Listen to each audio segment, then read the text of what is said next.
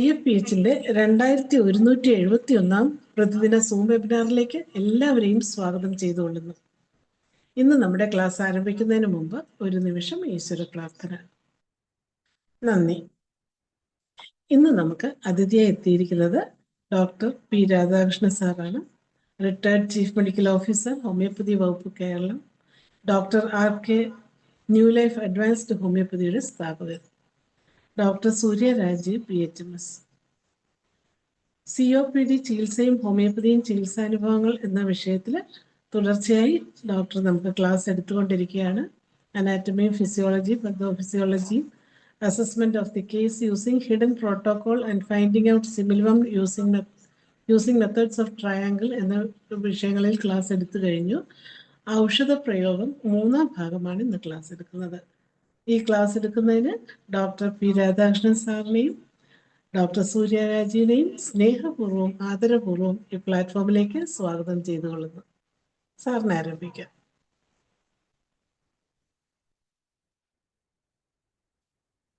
Sir കോ-ഹോസ്റ്റ് ആണ്, admit ചെയ്താൽ മതി. ഓക്കെ ഇപ്പൊ ക്ലിയർ ആവുണ്ടല്ലോ? അതെ, ഇപ്പൊ ഓഡിബിൾ ആണ്. ഓക്കെ. അപ്പോൾ നമ്മൾ കഴിഞ്ഞ 3-4 ക്ലാസ്സുകളിൽ കൂടെ നമ്മൾ കുറെ കാര്യങ്ങൾ പറഞ്ഞു. ഇപ്പൊ ഞാൻ COPD എന്ന ഡിസീസിനെ പറ്റി മാത്രം പറഞ്ഞെങ്കിലും നമ്മളെല്ലാ ഫോഴ്സത്തിനെയും എല്ലാ രീതികളെയും നമ്മൾ പറഞ്ഞു. അപ്പോൾ നമുക്ക് എല്ലാവർക്കും നമ്മുടെ മുന്നിൽ വരുന്നത്, അതായത് ഇന്നിപ്പോ കഴിഞ്ഞ ക്ലാസ്സുകളിൽ എല്ലാവരും പഠിച്ചു കഴിഞ്ഞു മിക്കവാറും ഒക്കെ എങ്ങനെയാണ്. പക്ഷെ ഇതിനൊന്നും ഒരു കൃത്യമായ തെറപ്യൂട്ടിക് ലെവലിലേക്ക് നമ്മൾ കടന്നിട്ടില്ല. കാരണം ഇന്ന പോലെ എന്ന് ചെയ്യാൻ.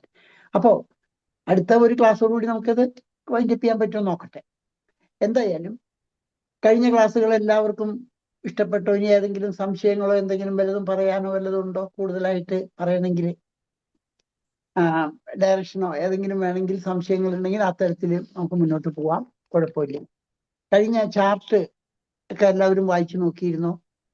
അലിയൻസപ്പയുടെ ചാർട്ടുകളൊക്കെ വായിച്ചിരുന്നോ എന്നൊക്കെ ഒന്ന് മനസ്സിലാക്കിയാൽ കൊള്ളാം. ആർക്കെങ്കിലും ഉണ്ടെങ്കിൽ ഹാൻഡ് റൈസ് ചെയ്ത് പറയുകയാണെങ്കിൽ അറിയാൻ പറ്റും. അപ്പൊ അവരായിട്ട് കോറിലേറ്റ് ചെയ്യാൻ എളുപ്പമുണ്ടാവും.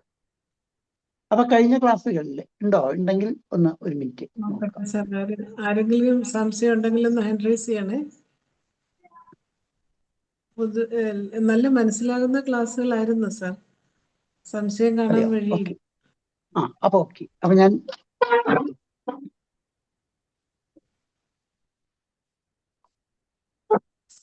ഒരു മിനിറ്റ്. അപ്പൊ കഴിഞ്ഞ ക്ലാസ്സുകളിൽ നമ്മൾ പഠിച്ചത് COPD എന്താണ് എന്ന് ആദ്യം ഡോക്ടർ സൂര്യ പറഞ്ഞു. രണ്ടാമത് അതിന്റെ എങ്ങനെയാണ് നമ്മൾ എല്ലാം പത്തോഫിസിയോളജിക്ക് നല്ല ഒരു രോഗി നമ്മുടെ മുൻപിൽ വന്ന് കേൾക്കുന്നുണ്ടല്ലോ അല്ലെ? ക്ലിയർ ആണല്ലോ? കേൾക്കാം. രോഗി മുൻപിൽ വന്ന ആ നിമിഷം മുതൽ നമ്മൾ ആ രോഗിക്ക് ഔഷധം നിശ്ചയിക്കുന്നത് വരെയുള്ള ടേംസ് ആണ് ഇവിടെ നമുക്ക് വരുന്നത്. COPD ആണ്, അതായത് ക്രോണിക് ഡിസീസ് ആണ്. ഈ ക്രോണിക് ഡിസീസിന് ഹോമിയോപ്പതിയിൽ ഓർഗനോണിൽ തന്നെ എങ്ങനെയാണ് ക്രോണിക് ഡിസീസ് മാനേജ് ചെയ്യേണ്ടത് എന്ന് വ്യക്തമായി പറഞ്ഞിട്ടുണ്ട്. അപ്പൊ ക്രോണിക് ഡിസീസിന്റെ ആ മാനദണ്ഡങ്ങളെല്ലാം നോക്കിക്കൊണ്ടും ഒരു രോഗിയുടെ അവസ്ഥ ഏത് രീതിയിൽ നമുക്ക് നിർണയിക്കാൻ കഴിയുമെന്ന് അതിന് ഈഡൻ പ്രോട്ടോകോൾ മുഖാന്തരം എങ്ങനെ മനസ്സിലാക്കാൻ കഴിയുമെന്നും അതിനോടൊപ്പം തന്നെ സിമിലിമം കണ്ടെത്താൻ ഇന്ന് വലിയ ഒരു ഓഷനായിട്ട് കിടക്കുന്ന അതിന് ബൗണ്ടറി സെറ്റ് ചെയ്തുകൊണ്ട് മെത്തേഡ്സ് ഓഫ് ട്രയാങ്കിൾ എന്ന് പറഞ്ഞ 9 ഘടകങ്ങളെ ഉൾക്കൊള്ളിച്ചുകൊണ്ട് സിമിലിമം കണ്ടെത്താനുള്ള വഴികളെ കുറിച്ചും പറഞ്ഞു കഴിഞ്ഞു. ശരിക്കും പറയുകയാണെങ്കിൽ അത് ശരിക്കും മനസ്സിലാക്കിയാൽ ഒരു രോഗിയുടെ അവസ്ഥ കഴിഞ്ഞ ക്ലാസ്സിൽ നിന്ന് മനസ്സിലാക്കിയിരിക്കേണ്ടതാണ് പറഞ്ഞത് കേട്ടോ. അതായത് രോഗി വന്നാൽ രോഗിയുടെ അവസ്ഥ മനസ്സിലാക്കാൻ നിങ്ങൾക്ക് ഹിഡൻ പ്രോട്ടോകോൾ ഉപയോഗിക്കാം. ഈ രോഗിയുടെ അവസ്ഥ മനസ്സിലാക്കി ലെവൽ നിശ്ചയിച്ചു കഴിഞ്ഞാൽ നിങ്ങൾക്ക് സിമിലിമം കണ്ടെത്താൻ വേണ്ടി, അതായത് എല്ലാത്തിനും സിമിലിമം വേണമെന്നല്ല.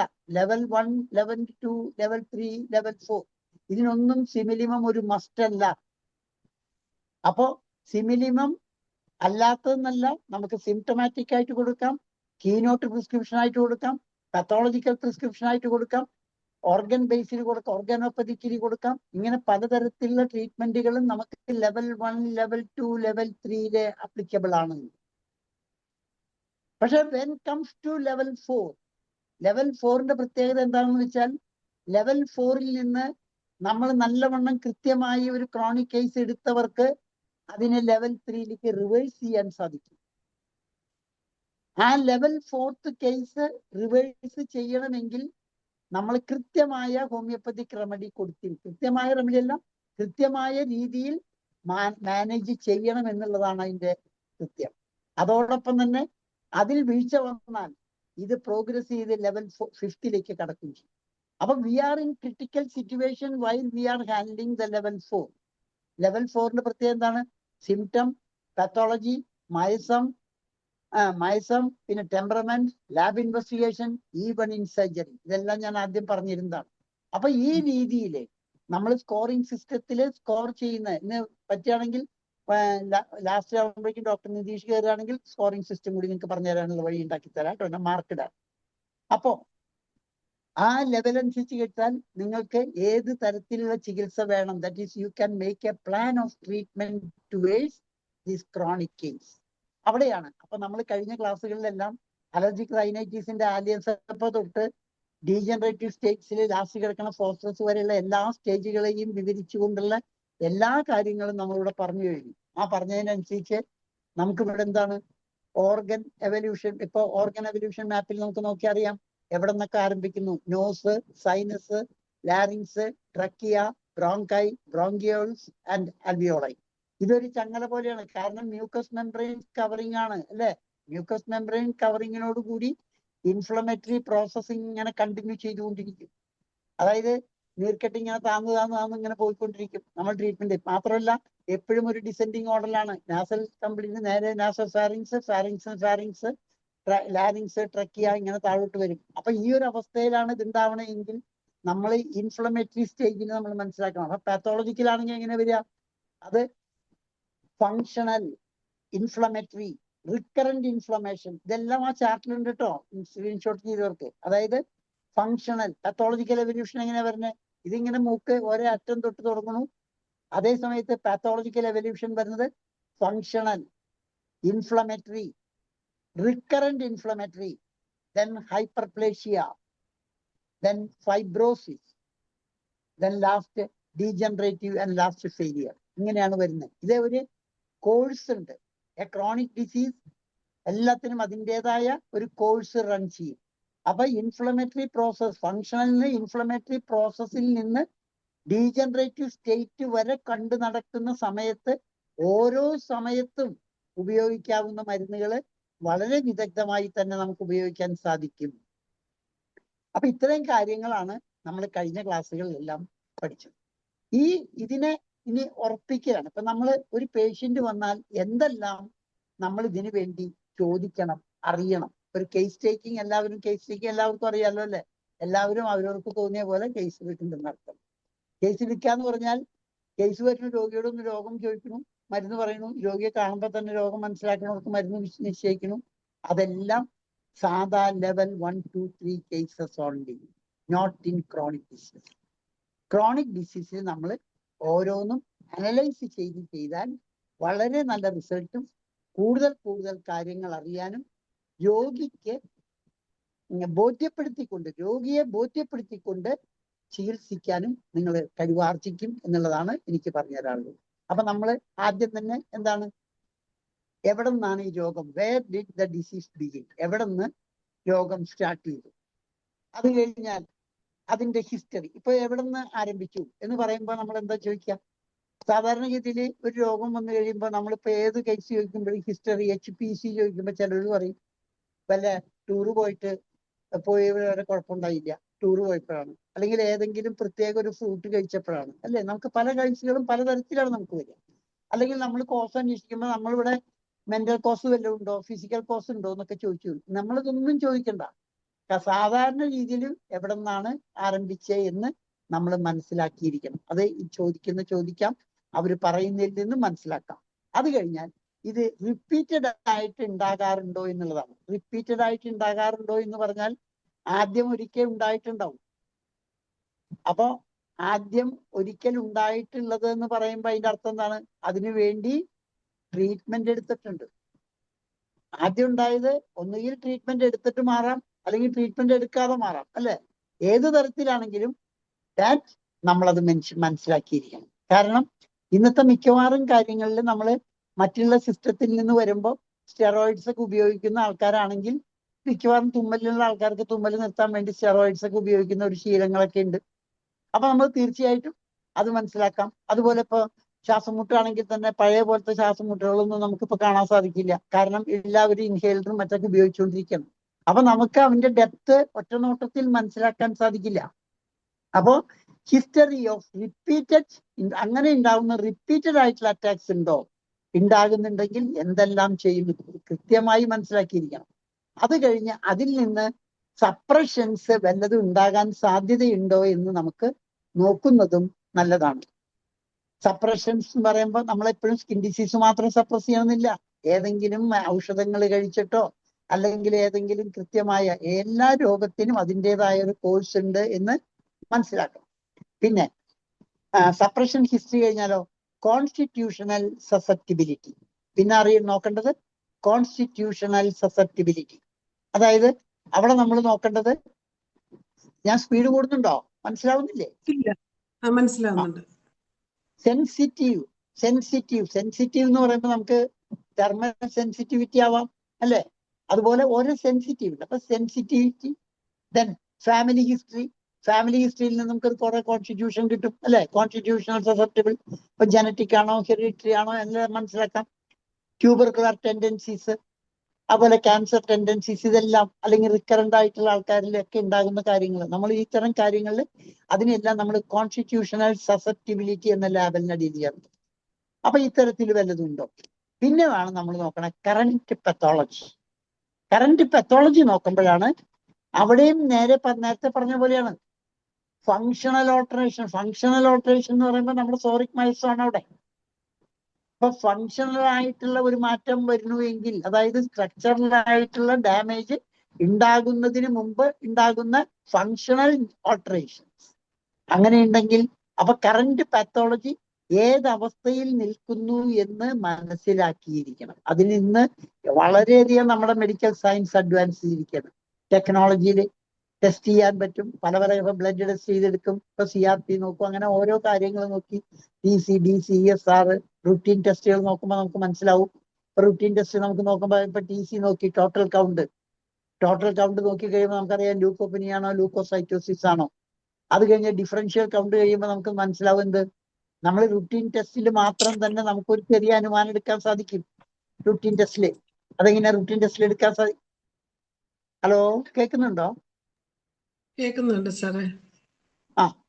റുട്ടീൻ ടെസ്റ്റ് എടുക്കുമ്പോൾ നമുക്കിപ്പോ TC, DCSR, HB, TC, DCSR total count നോക്കുമ്പോൾ നമുക്കറിയാം അവിടെ ലുക്കോപ്പനി ഉണ്ടോ ലൂക്കോസൈറ്റോസിസ് ഉണ്ടോ.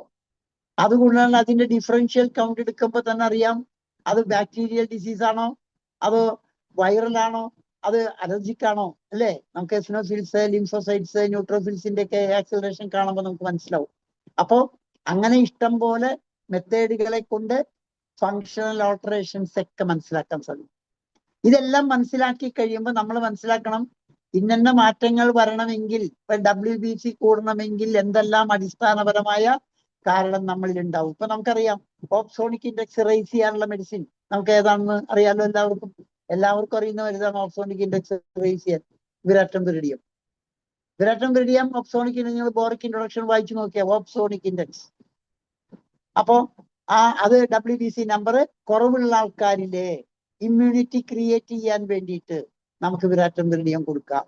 അപ്പൊ അങ്ങനെ ഓരോ കാര്യങ്ങൾ ചെയ്യുമ്പോൾ, അപ്പൊ ഇമ്മ്യൂണിറ്റി എന്ന് പറഞ്ഞാൽ എന്താണെന്ന് അറിയണമെങ്കിൽ റുട്ടീൻ ആയിട്ടുള്ള ഒരു കാര്യം. അപ്പൊ പേഷ്യന്റ് ഇമ്മ്യൂൺ ആണോ, പേഷ്യന്റ് ഇൻഫെക്റ്റഡ് ആണോ, അലർജിക് ആണോ, ബാക്ടീരിയൽ ഇൻഫെക്ഷൻ ആണോ, ഇതെല്ലാം നമുക്ക് മനസ്സിലാക്കാനുള്ള കഴിവുണ്ട്. അത് മനസ്സിലാക്കിയിട്ട് വേണം നമ്മൾ ഫങ്ഷണൽ ആയിട്ടുള്ള കാര്യം ഇതെല്ലാം നമുക്ക് സോറയിൽ പെടുത്താവുന്നേ ഉള്ളൂ.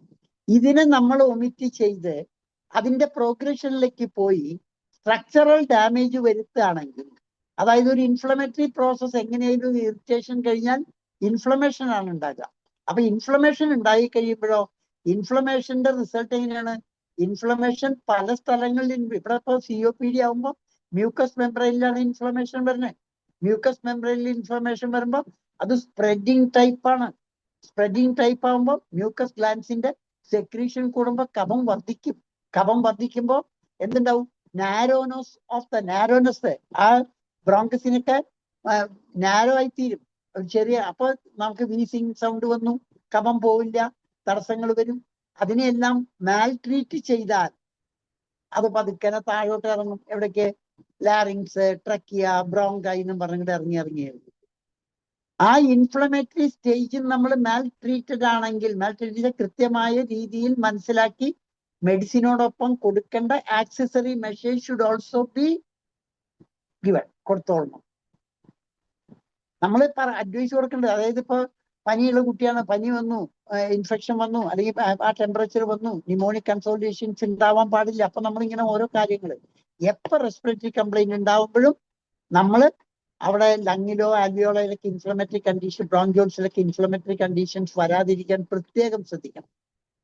അതുപോലെ തന്നെ നമ്മൾ മനസ്സിലാക്കിയിരിക്കണം, ബ്ലഡിൽ വരുന്ന ഇമ്പ്യൂരിറ്റി, മറ്റേ ആ ഓക്സിജനേഷന്റെ വ്യത്യാസങ്ങൾ, ഗ്യാഷ്യസ് എക്സ്ചേഞ്ച് ഒന്നും ഇംപ്രോപ്പർ ആയതുകൊണ്ട് അതിന്റെ പോരായ്മ നന്നായിട്ടുള്ള ശരീരമാണ്.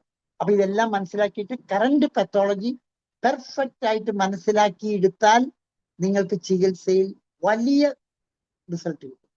Even you are selecting a drug according to symptomatology, that is the totality of symptom, which includes uncommon, peculiar, characteristic, singular.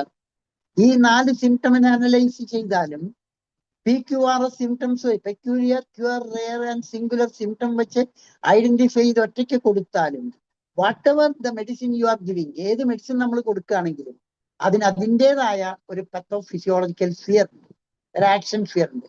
അതുകൂടി മനസ്സിലാക്കിയിട്ട് കൊടുത്താൽ നിങ്ങൾക്ക് അതിനെയും കൂടുതൽ റിസൾട്ട് ഉണ്ടാക്കാൻ സാധിക്കും. ഇപ്പൊ നമുക്കറിയാം, ഇപ്പൊ ഞാൻ ഏതെങ്കിലും 1-2 പത്തോഫിസിയോളജി പറഞ്ഞുതരാം. അടുത്തത് ഇനി കറന്റ് കോൺസ്റ്റിറ്റ്യൂഷൻ, അല്ലെ, ഇപ്പോഴത്തെ കോൺസ്റ്റിറ്റ്യൂഷൻ വേണം. അപ്പൊ കറന്റ് പത്തോളജി കഴിഞ്ഞു. ഇപ്പൊ നമുക്കറിയാലോ ഏതൊക്കെയാ കഴിഞ്ഞ. ആദ്യം നമ്മൾ എടുത്തു എവിടെ നിന്നാണ് രോഗം ഉണ്ടായത്. രണ്ടാമത് നമ്മൾ പഠിച്ചു ഹിസ്റ്ററി ഓഫ് റിപ്പീറ്റഡ് ഇൻഫെക്ഷൻ. അത് കഴിഞ്ഞ് സപ്രഷൻ. അത് കഴിഞ്ഞ് കോൺസ്റ്റിറ്റ്യൂഷണൽ സസെപ്റ്റിബിലിറ്റി. അത് കഴിഞ്ഞ് കറന്റ് പത്തോളജി. പിന്നെ കറന്റ് കോൺസ്റ്റിറ്റ്യൂഷൻ. ഇപ്പോഴത്തെ കോൺസ്റ്റിറ്റ്യൂഷൻ ഇതെല്ലാം പ്രസന്റ് ആണ്. മെന്റൽ കോൺസ്റ്റിറ്റ്യൂഷൻ എന്ന് പറയുമ്പോൾ നമ്മൾക്ക് എല്ലാം ഉപയോഗിക്കാൻ പറ്റുമല്ലേ. മെന്റലിൽ നമുക്ക് എന്തൊക്കെ ഉപയോഗിക്കാൻ പറ്റും?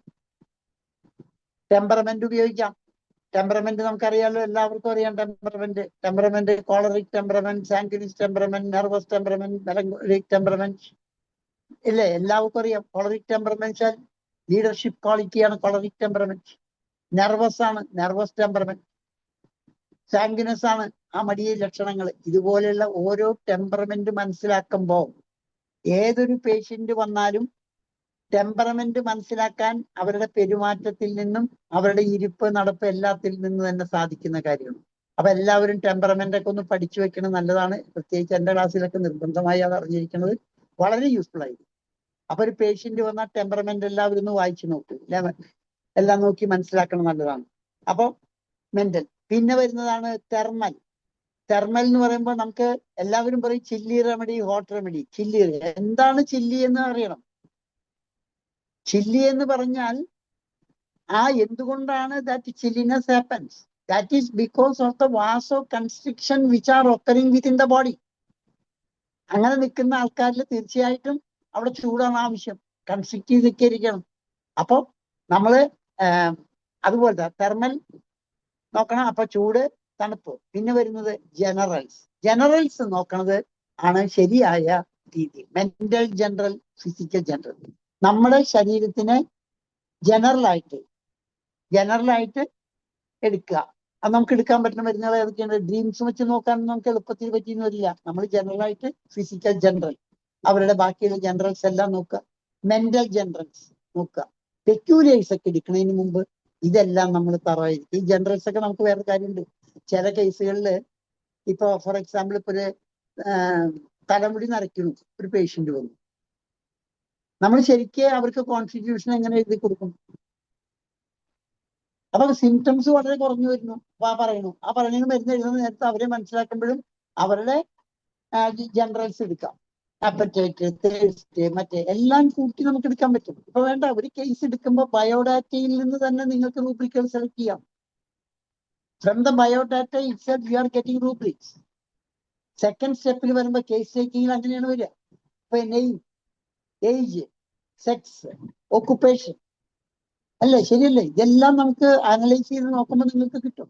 അപ്പൊ തീർച്ചയായിട്ടും നിങ്ങൾ എവിടെയെല്ലാം റൂബ്രിക്സ് മെന്റൽ സിംറ്റമിലെ റൂബ്രിക് അന്വേഷിച്ച് തെപ്പി നടക്കണ്ട. നിങ്ങളുടെ മുന്നിൽ കാണുന്ന അവസരങ്ങളെ നിങ്ങൾ ബോഡി ഇപ്പോഴത്തെ പ്രസന്റ് സിറ്റുവേഷൻ ആയിട്ട് ഒന്ന് കമ്പയർ ചെയ്താൽ മാത്രം മതി. If you are comparing this, definitely it is very easy, വളരെ ഈസി ആയിരിക്കും.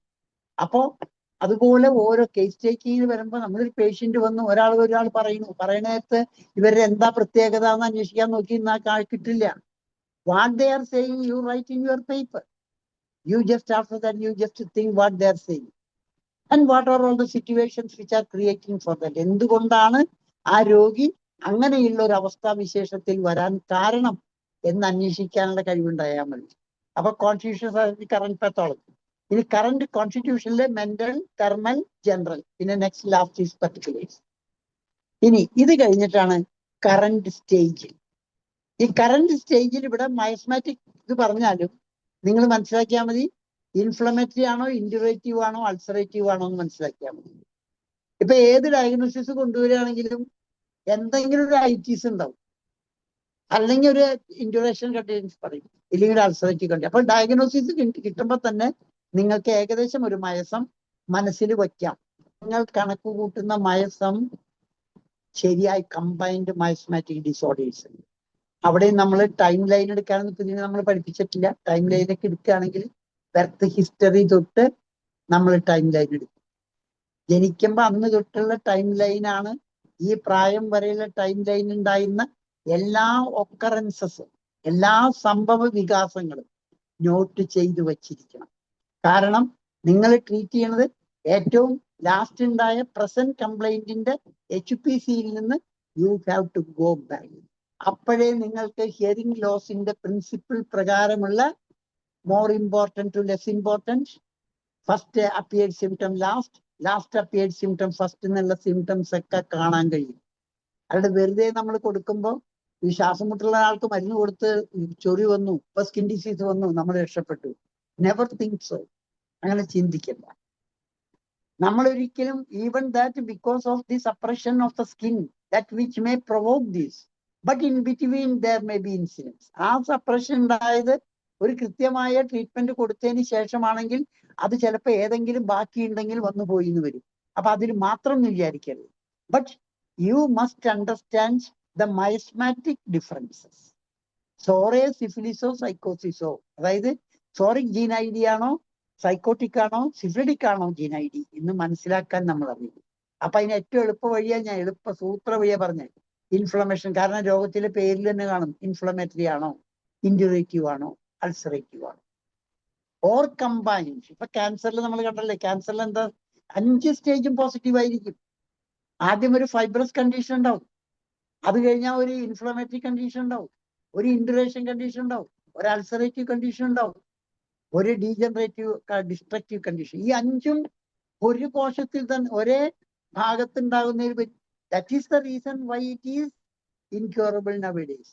മാറാത്തതിന്റെ കാരണം ഒരുമിച്ച് നിൽക്കുകയാണ്. അപ്പൊ treatment should be directed accordingly.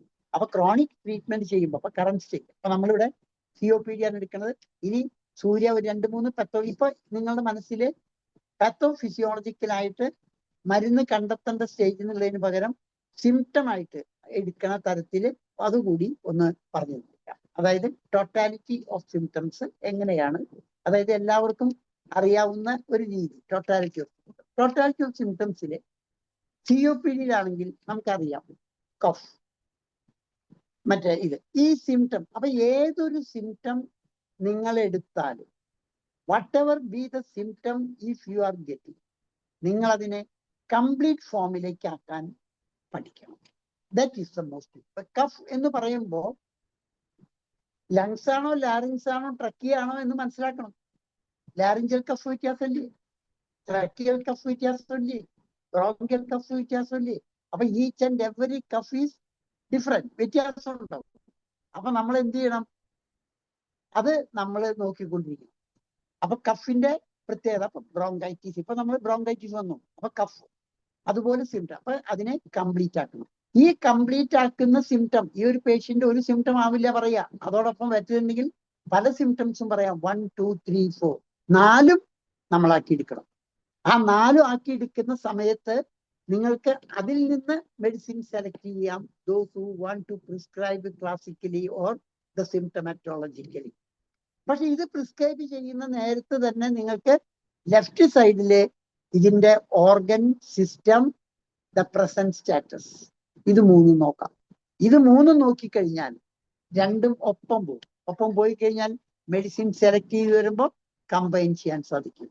അതുകൊണ്ട് ഇപ്പൊ നമ്മൾ ഉപയോഗിക്കുന്ന 2 മരുന്നുകള്, ഇപ്പം സെനേഗയും അയോഡവും 2 മരുന്നിനെ പറ്റി 2 or 3 മരുന്നിനെ പറ്റി നമ്മുടെ സൂര്യ കൊണ്ടൊന്ന് പറയിച്ചതിന് ശേഷം ഞാൻ പിന്നെ പറയാം. പോരെ?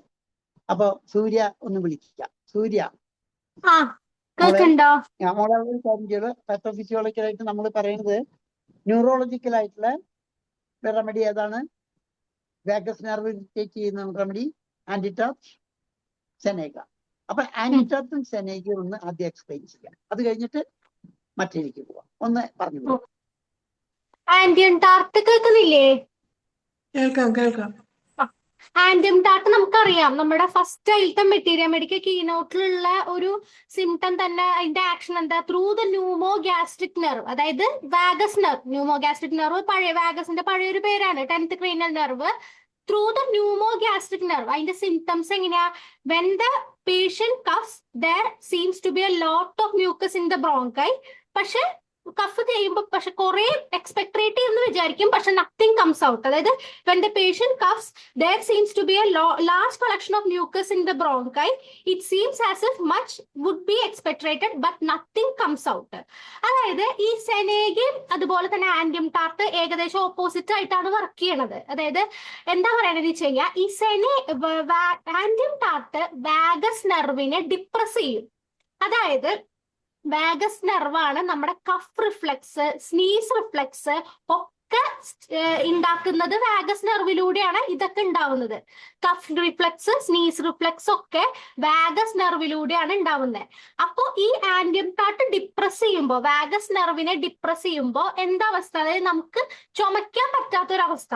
ചുമച്ചില്ലെങ്കിൽ എന്തുണ്ടാവും? നമ്മുടെ ബ്രോങ്കൈ അല്ലെങ്കിൽ ബ്രോങ്കായ ഏരിയയിലൊക്കെ മ്യൂക്കസ് കളക്ട് ചെയ്യും. മ്യൂക്കസ് കളക്ട് ചെയ്താൽ എന്താ ഉണ്ടാവുക? അവിടെ ഫ്ലൂയിഡ് അക്യുമുലേഷൻ ഉണ്ടാവും, അതായത് ഫ്ലൂയിഡ് ലോഗിങ് ഉണ്ടാവും. അപ്പൊ ഫ്ലൂയിഡ് അക്യുമുലേഷൻ ഉണ്ടാവുമ്പോൾ ബ്ലഡ് സർക്കുലേഷൻ കുറയും, ഗ്യാഷ്യസ് എക്സ്ചേഞ്ച് എഫക്റ്റഡ് ആവും. അതായത് ഓക്സിജനിലുള്ള അതായത് നമ്മുടെ ബ്ലഡിലുള്ള ഓക്സിജൻ ലെവൽ കുറയുമ്പോൾ ബ്ലൂയിഷ്, അതായത് സയനോസിസ് ഒക്കെ പോലെയുള്ള, അതായത് റെഡ്യൂസ്ഡ് ഹീമോഗ്ലോബിൻ ഒക്കെ കുറഞ്ഞ് സയനോസിസ് പോലെയുള്ള ഒരു കണ്ടീഷനിലേക്ക് അത് എത്തും. അതായത് കഫ് റിഫ്ലെക്സ് അവിടെ നടക്കുന്നില്ല, കാരണം വാഗസ് നെർവിന്റെ ഡിപ്രഷൻ കാരണം.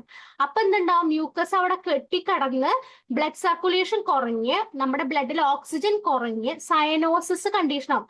അതാണ് നമ്മുടെ ആന്റിയംടാർട്ടിന്റെ ഒരു ചുമ എങ്ങനെയായിരിക്കും? അതായത് ഒരു മെക്കാനിക്കൽ ആക്സ്ഫിസിയ, അതായത് നമ്മുടെ തൊണ്ടയിൽ ഇങ്ങനെ നമുക്കറിയാലോ ഭക്ഷണമൊക്കെ കുടുങ്ങിക്കഴിഞ്ഞാൽ ഒരു അവസ്ഥ. അപ്പൊ അങ്ങനത്തെ ഒരു അവസ്ഥയുള്ള ഒരു കഫാണ്. അതുപോലെ ചൈൽഡ് ബ്ലൂ ആയി മാറുന്ന കയ്യില് സിംറ്റംസ് ഉണ്ട്, മെറ്റീരിയൽ സിംറ്റം ഉണ്ട്. അപ്പൊ അങ്ങനത്തെ ഒരു condition where vagus nerve depression വരുന്നതാണ് ആന്റിയംടാർട്ട് വരുന്നത്. അതായത് റാക്ലിംഗ് കഫിന് കൊടുക്കാൻ പറ്റും. റാക്ലിംഗ് എന്നൊക്കെ പറഞ്ഞു കഴിഞ്ഞാൽ മ്യൂക്കസ് കെട്ടിക്കിടന്നിട്ടാണല്ലോ. അപ്പൊ നമുക്കറിയാം, ചെസ്റ്റ് നോക്കുമ്പോൾ തന്നെ ചില ആൾക്കാർ നല്ല മ്യൂക്കസ് നമുക്ക് അവരുടെ ചുമയില് നമുക്ക് നല്ലോണം ഉണ്ടെന്ന് തോന്നും. അപ്പൊ അങ്ങനെ ആന്റിയംടാർട്ടിൽ അങ്ങനെ വരാണെങ്കിൽ നേരെ ഓപ്പോസിറ്റ് സെനേഗയില് വാഗസ് നെർവിനെ സ്റ്റിമുലേറ്റ് ചെയ്യുക. മറ്റോടത്ത് ഡിപ്രഷൻ വരുമ്പോ സെനേഗ സ്റ്റിമുലേറ്റ് ചെയ്ത് കഫ് ഇമ്പൾസ് അവിടെ ഉണ്ടാക്കിയിട്ട് നമ്മുടെ ഡസ്റ്റ് പാർട്ടിക്കിൾസിനെയും മ്യൂക്കസിനെയും പുറത്തേക്ക് തള്ളുക. അതുകൊണ്ടാണ് സെനേഗ ഒരു എക്സ്പെക്ടറന്റ് ആയിട്ട് നമ്മൾ യൂസ് ചെയ്യുന്നത്. അപ്പോൾ ഇവിടെ വാഗസ് നെർവിനെ ഡിപ്രസ് ചെയ്യുമ്പോൾ സെനേഗ വാഗസ് നെർവിനെ സ്റ്റിമുലേറ്റ് ചെയ്ത് കഫ് ഇംപ്ലസ് ഉണ്ടാക്കിയിട്ട് നമ്മുടെ ബ്രോങ്കയിലൂടെ സിക്രീഷൻസ് പുറത്തേക്ക് ഇടുക, അത് എക്സ്പെക്ടറന്റ് ആക്കി മാറ്റാം. അതുകൂടാണ്ട് തന്നെ ഞാൻ പറഞ്ഞിട്ടുള്ളതാണ് മുന്നേ ക്ലാസ്സിൽ തന്നെ, അതായത് സെനേഗയ്ക്ക് സീലിയയിൽ ആക്ട് ചെയ്ത് സീലിയയുടെ ഫംഗ്ഷൻ കുറച്ചും കൂടി ഇംപ്രൂവ് ചെയ്യാനും അതുപോലെ നമ്മുടെ കഫത്തിന്റെ വിസ്കോസിറ്റി കുറയ്ക്കാനുള്ള കഴിവ്, അതായത് അതിൽ മ്യൂക്കോപോളിസാക്രിഡേസ് എന്നൊക്കെ പറഞ്ഞ കമ്പോണന്റ് ഉണ്ട് സെനേഗയില്. അതിലൂടെ നമ്മുടെ കഫത്തിന്റെ കട്ടി വിസ്കോസിറ്റി കുറച്ച് കഴിഞ്ഞാൽ തന്നെയാണല്ലോ സ്റ്റിക്ക് ചെയ്യാണ്ട് പുറത്തേക്ക് വേഗം വരുള്ളൂ. അപ്പൊ അങ്ങനെ ഒരു കഴിവ് സെനേഗയ്ക്ക് ഉണ്ട്. അപ്പൊ ഒരു ഭാഗത്ത് അപ്പൊ സെനേഗയുടെ സിംറ്റംസ് വരുന്നത് എങ്ങനെയാണ്? ഹോൾസ്നെസ് ഉണ്ടായിരിക്കും, അവർക്ക് വർത്തമാനം പറയും, ഹേർട്സ് ടു ടോക്ക്, അങ്ങനെയാണ് അതിന് സിംറ്റംസ് വരുന്നത്. പിന്നെ കഫ് എൻസിൻ സ്നീസിങ്, അവിടെ സെനേഗയുടെ സിംറ്റംസ് കഫ് ആൻഡ് സ്നീസിങ്, ഇതൊക്കെ ബോറിക്കിലുള്ളത് തന്നെയാണ്. റാറ്റ്ലിംഗ് ഉണ്ടാവും നമ്മുടെ ആൻഡിയം ടാർട്ട് പോലെ തന്നെ. Chest oppression when ascending, step ഒക്കെ കയറുമ്പോൾ ചെസ്റ്റിൽ ഒരു കനം പോലെ എന്നൊക്കെ പേഷ്യൻസ് പറയാറുണ്ട്. അങ്ങനെ വരുന്നത് ഒക്കെ സെനേഗയുടെ സിംറ്റംസ് ആണ്. അപ്പോ ഇതാണ് സെനേഗയും ആൻഡിയം ടാർട്ടും തമ്മിലുള്ള ഒരു വ്യത്യാസം വരുന്നത്. ഇതുപോലെ തന്നെ ആസ്പിഡോസ്പെർമ ആണെങ്കിൽ നമ്മുടെ സ്മൂത്ത് മസിൽസിനെ റിലാക്സ് ചെയ്തിട്ട് എയർവേ തുറക്കാണ് ചെയ്യുക. സെനേഗ നേരെ സ്മൂത്ത് മസിൽസിനെ കോൺട്രാക്ട് ചെയ്യുക. ഒരു മിനിറ്റ്. ആ. അപ്പൊ എല്ലാവരും കേൾക്കുന്നുണ്ടല്ലോ? ഞാൻ 2 മിനിറ്റ് പറഞ്ഞിട്ട് അടുത്തേക്ക് പോവാം. ഹലോ, കേൾക്കുന്നുണ്ടോ? കേൾക്കാം സാറേ. ഇപ്പൊ നമ്മള് ആന്റിടാർട്ടും സെനേഗയും വാഗസ് നെർവാണ് ഇതിൽ കുഴപ്പമൊന്നുണ്ട്. വാഗസ് നെർവ് എന്ന് പറഞ്ഞാൽ എല്ലാവർക്കും അറിയാലോ. സാധാരണഗതിയില് വയറും ബ്രെയിനും തമ്മിൽ കണക്ട് ചെയ്യുന്ന ഒരു നെർവാണ്. അപ്പൊ ഒരു ഗ്യാസ്, ഇപ്പൊ നമുക്ക് ആന്റിടാർട്ടിന്റെ ടങ് നോക്കിയാൽ വ്യത്യാസമില്ലേ? ടങ്ങും വ്യത്യാസമുണ്ട് ആന്റിടാർട്ട്. അപ്പൊ ഏത് വാഗസ് നെർവ് എന്ന് പറയുമ്പോൾ അപ്പൊ നമ്മൾ മനസ്സിലാക്കണം, it is so related with the gastrointestinal system ഉണ്ടാവാം. അപ്പൊ what are all the condition by which we can expect in the case of the gastrointestinal? ഗ്യാസ്ട്രോ ഇൻഡസ്ട്രിയിൽ ഏതൊക്കെ തരത്തിൽ ഉണ്ടാവാൻ പറ്റും? ഗ്യാസ്ട്രോ ഇൻഡസ്ട്രൈനൽ തരത്തിൽ എന്ന് പറയുമ്പോൾ നമ്മൾ കഴിക്കുന്ന ഭക്ഷണത്തിൽ അലർജിക് ഫുഡ് കൊണ്ട് ക്രിയേറ്റ് ചെയ്യുന്നതാവാം, ഇൻഡസ്ട്രിയൽ അലർജിക് പ്രോസസ് വരാം. അപ്പോൾ ഏത് തരത്തിൽ, അപ്പൊ ഏതൊരു ന്യൂറോളജിക്കൽ പ്രോബ്ലം ആണോ ഡെവലപ്പ് ചെയ്യണേ എങ്കിൽ നമ്മൾ എന്ത് ചെയ്യണം? Neurological type of approach you can take. അതായത് ഇത് ഞാൻ പറയണത് മുഴുവൻ മരുന്നുകൾ കണ്ടെത്തേണ്ട ആസ്പത്രികളിൽ നിന്നും മടങ്ങി വരുന്ന കേസുകളാണ് ഈ പറയുന്ന കാര്യങ്ങൾ കേട്ടോ. അവിടെ നമ്മൾ ചിന്തിക്കാൻ വേണ്ടിയാ പറഞ്ഞപ്പോ, ഇഫ് യു ആർ ഗെറ്റിംഗ് ഒരു ത്രെഡ് കിട്ടിയ അവമ കയറി പിടിക്കണം. If the vagus nerve is the factor, you have to search for that. അപ്പൊ എന്ത് ചെയ്യണം? പറ്റും. ഇനി വാഗസ് നെർവ് വേറെ ഏത് രീതിയിൽ വരും? ഇപ്പൊ സൈക്കോസൊമാറ്റിക് ഇൽനെസ് അല്ലെ, മനസ്സിന് കണ്ടമാനം വിഷമം വന്നാൽ നമ്മളെല്ലാവരും ഇഗ്നീഷ്യോ കൊടുക്കും, നാട്രമോർ കൊടുക്കും, എല്ലാം കൊടുക്കും. പക്ഷെ എന്ത് കൊടുത്താലും അത് എല്ലാം ഫങ്ഷണലായിട്ട് വന്ന് ആ സ്റ്റേജ്, ഫങ്ഷണൽ സ്റ്റേജ് കഴിഞ്ഞ് ഇൻഫ്ലമേറ്ററി സ്റ്റേജ് കഴിഞ്ഞ് റിപ്പീറ്റഡ് ഇൻഫ്ലമേഷൻ കഴിഞ്ഞ് ഇൻഡുറേഷൻ കഴിഞ്ഞ് ലാസ്റ്റ് സ്റ്റേജിലേക്കാണ് ഈ വരുന്നത്. അപ്പൊ ഈ പ്രോസസ്സിലെല്ലാം അത് സൈക്കോസൊമാറ്റിക് ഇൽനെസ്സിൽ അവിടെ നമ്മൾ ഇഗ്നീഷ്യയുടെ സ്ഥാനത്ത് നമുക്ക് എന്ത് ചെയ്യാൻ പറ്റും? നമ്മൾ ഇത്തരം മരുന്നുകൾ, വൈൽ യു ആർ പ്രിസ്ക്രൈബിംഗ് നാട്രമോർ, at the same time you have to think those who know the pathophysiological action of a drug, you can supplement with antimony glue. Sometimes it may be anti-glue or it may be anti-starch. That both are anti-glue. നമ്മൾ അങ്ങനെയും കൂടി എടുക്കാൻ പഠിക്കണം. അപ്പൊ psychosomatic illness, ഇപ്പൊ neurological origin ആണെങ്കിൽ psychosomatic illness ഉണ്ടെങ്കിൽ അങ്ങനെയും കണ്ടെത്താം. ഞാൻ പറയുന്നത് മനസ്സിലാവുണ്ടോന്ന് എനിക്കറിയില്ല. എനിവേ, ദാറ്റ് ഈസ് നൈക്കോ. ഇതേപോലെ സെനേഗയിൽ വന്നു കഴിയുമ്പോൾ എന്താണ്? Even that it is so effective, the viscosity of the mucus reducing. അപ്പൊ നമ്മൾ കഫം കുറയാൻ വേണ്ടി മാത്രം കൊടുക്കുന്നു അല്ല. Neurologically developing cases, if it is being suppressed and coming with this സെനേഗ, അപ്പൊ നമുക്ക് ഇഗ്നീഷ്യൻ നാട്രമോറും വരുന്ന സമയത്ത് സെനേഗ ചിന്തിക്കാം വരാവുന്ന കേസുകൾ. അപ്പൊ COPD റിലേഷനിലേക്ക് പറഞ്ഞു മാത്രം അടുത്ത ക്ലാസ്സിൽ കുറച്ചും കൂടി പറയാൻ ശ്രമിക്കാം കേട്ടോ. അപ്പൊ എൻ്റെ മോളെ സൂര്യ, ഇപ്പൊ ഞാനിത് ബ്രീഫാക്കി ഒന്ന് പറഞ്ഞാണ് കേട്ടോ, സമയം നോക്കിക്കൊണ്ട്. ഇനി അടുത്ത രണ്ടും കൂടി, അടുത്ത സൂര്യ.